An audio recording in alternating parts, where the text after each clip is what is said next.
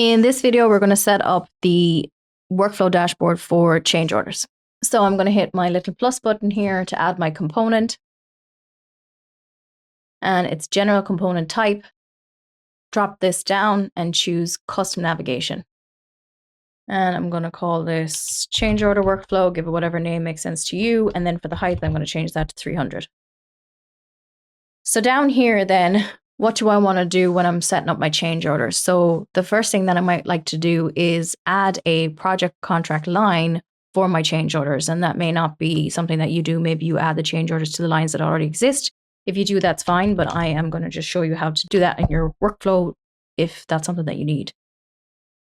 So add project contract line for your changes. And we're going to choose, okay, scroll all the way down here to the project section, which is towards the bottom. I just went past it. And I want to get to project contracts to add that line in.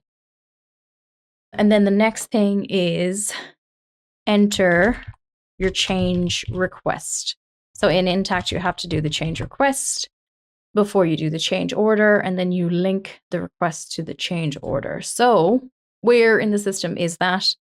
I'm actually going to start typing here, change. Okay, yeah, there we go. Okay, so change requests is what I want to hit. And then the next step in the process is to enter my project change orders. And I'm going to start typing change here, and it's going to bring me to this project section, and I'm going to click on my project change orders.